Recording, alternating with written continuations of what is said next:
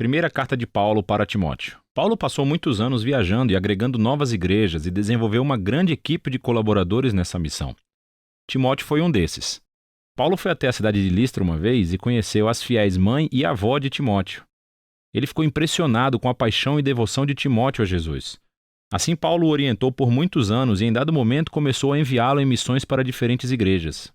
E Paulo ouviu falar sobre um grupo de líderes que se infiltraram na igreja influente em Éfeso. Eles estavam espalhando mensagens errôneas sobre Jesus e o que significa segui-lo. Ele enviou Timóteo para confrontar esses líderes e restaurar a ordem nessa igreja. Depois que Timóteo chegou lá, Paulo enviou essa carta para acompanhar e instruí-lo no cumprimento dessa missão. A carta tem um conceito muito legal. Há uma comissão de abertura e encerramento da carta dada a Timóteo para ele enfrentar esses líderes e sua má teologia. E essas comissões cercam duas grandes seções centrais que estão cheias de instruções extremamente práticas sobre os problemas que Timóteo enfrentou na igreja de Éfeso. E, finalmente, todas essas seções são interligadas ou finalizadas por uma série de 3 poemas, onde cada um exalta Jesus ressuscitado como o Rei do mundo. Vamos nos aprofundar para ver como funciona. Paulo começa lembrando como ele enviou Timóteo a Éfeso para confrontar esses líderes que estavam espalhando seus ensinos estranhos. E ele descreve como esses caras são obcecados com a especulação da Torá, especificamente das primeiras histórias e genealogias do livro de Gênesis. E como veremos, eles desenvolveram todo tipo de ensinos estranhos sobre comida, casamento e sexo que não eram consistentes com os ensinamentos de Jesus ou dos apóstolos. Ele até nomeia alguma dessas pessoas, como Alexandre e Himeneu, e descreve como o ensino deles dividiu a igreja e gerou controvérsia. E Paulo diz que esse é realmente o primeiro sinal claro de que o seu ensino é distorcido. Quando o ensino cristão genuíno é seguido, é fiel ao caminho de Jesus e resulta em amor e fé genuína. Ele diz que, de qualquer maneira, o propósito da Torá não é alimentar a especulação. Pelo contrário, o seu propósito é expor a verdade sobre a condição humana, como aconteceu com Paulo. O ensino correto da Torá levará as pessoas a ver a graça de Deus revelada no Messias, que veio para salvar pessoas pecadoras e imperfeitas. Assim, Paulo termina com um poema que honra o Rei Jesus acima de tudo e instrui Timóteo a calar esses homens e os seus falsos ensinos. Então, ele aborda problemas muito específicos nessa igreja que foram causados pelos falsos mestres. Primeiro de tudo, ele instrui Timóteo a realizar reuniões regulares de oração na igreja para orar pelos líderes governantes de Roma e pela paz, porque a paz na terra cria um cenário ideal para os seguidores de Jesus continuarem espalhando a sua mensagem sobre o Deus da paz, que quer que todas as pessoas sejam salvas. O Deus que enviou Jesus como o único mediador para dar a sua vida pelo resgate de todas as pessoas. Em comparação com os falsos mestres, Paulo lembra Timóteo que Deus quer salvar o mundo inteiro. E a oração vai manter isso na frente das suas mentes. Paulo também aborda problemas relacionados com homens e mulheres que estão sendo influenciados por esses líderes corruptos de Éfeso. Ele primeiro cala um grupo de homens que está sendo arrastado para as disputas teológicas raivosas iniciadas pelos professores. Ele diz que esses caras devem aprender a orar. Então ele confronta um grupo de mulheres ricas na igreja que estavam tratando as reuniões de domingo como um desfile de moda. Elas se vestiam de maneira tão sofisticada que envergonhavam a maioria das pessoas que não podiam pagar por um guarda-roupa daquele. E não apenas isso, mas algumas dessas mulheres também estavam usurpando posições de liderança na igreja. E estavam ensinando aos outros a má teologia dos professores corruptos. Então Paulo cala essas mulheres. Ele diz que elas não devem ensinar ou liderar na igreja. Então ele prossegue para explorar a história de Adão e Eva e a serpente de Gênesis capítulo 3. Agora, essa é uma daquelas partes da carta de Paulo onde, como Pedro disse, é meio difícil de entender o que ele quer dizer. Existem muitas opiniões diferentes sobre o que Paulo quis dizer aqui. Alguns acham que Paulo está proibindo as mulheres de ensinar ou liderar homens em qualquer igreja, e que seus comentários sobre Adão e Eva se referem a como Deus ordenou que somente os homens sejam líderes na igreja.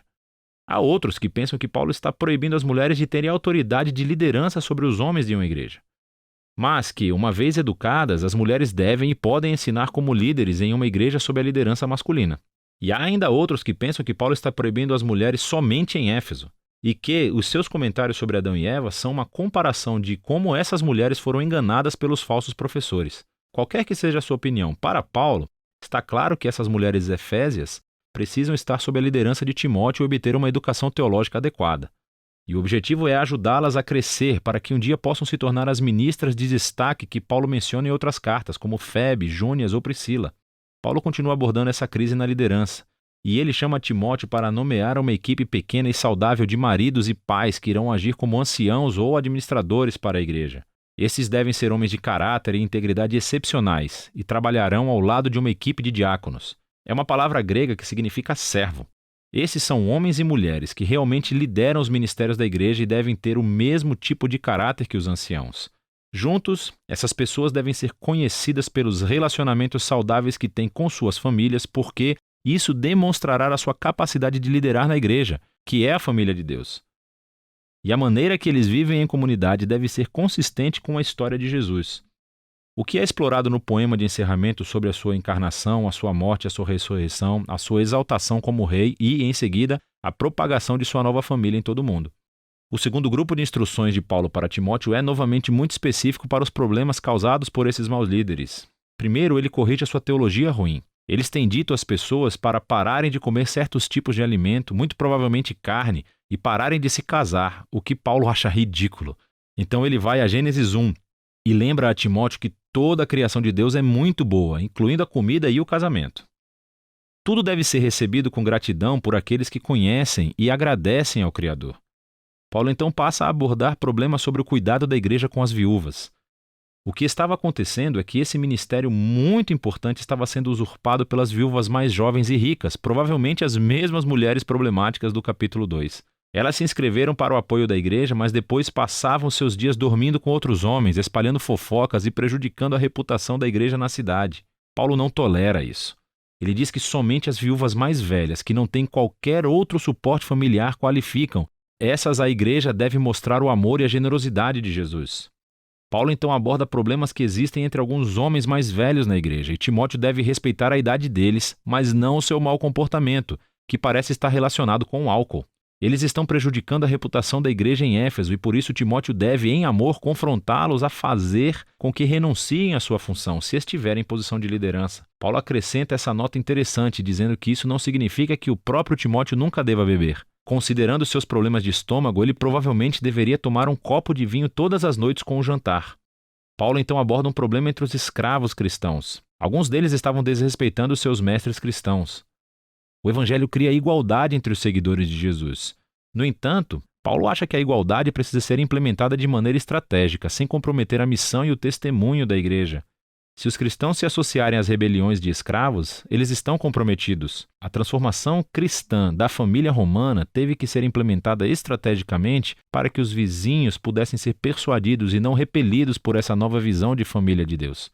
Finalmente, Paulo encerra a carta exortando Timóteo mais uma vez a confrontar os líderes corruptos. Paulo expõe aqui os seus objetivos de ganharem muito dinheiro acumulando seguidores e cobrando-lhes taxas altas pelo seu ensino. Esses professores estão traindo Jesus e a sua mensagem de contentamento e uma vida simples. Assim, Paulo instrui os ricos cristãos de Éfeso a se tornarem ricos em boas obras e generosidade, para serem pessoas que submetem todos os seus recursos ao Rei Jesus. E é ele quem inspira o poema final sobre como ele é verdadeiro rei acima de todos os outros reis. 1 Timóteo é uma carta muito importante. Ela nos ajuda a ter uma visão holística da natureza e missão da igreja.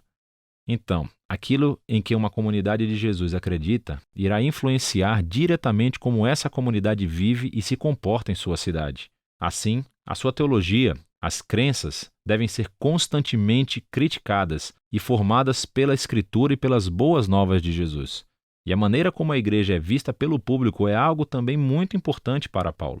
Todos os cristãos devem ser conhecidos como pessoas cheias de integridade, conhecidas por boas obras, conhecidas por servir os pobres e os mais vulneráveis, e tudo isso por devoção ao Rei Jesus que foi ressuscitado. É disso que se trata 1 Timóteo.